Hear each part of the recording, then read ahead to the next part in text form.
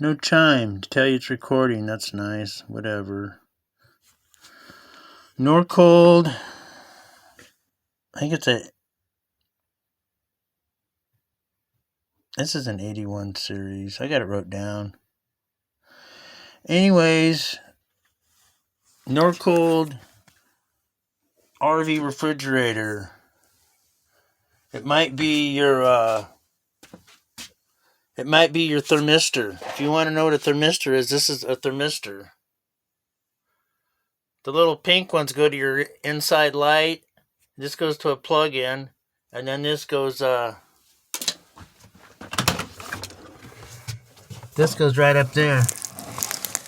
That little clips on, hooks in there, real easy to change. Anyways, my refrigerator kept freezing my food, so they said it might be a thermistor. So I went ahead and changed it, and it straightened my problems right out.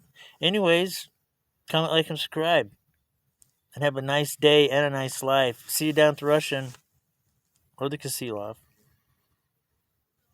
Bye.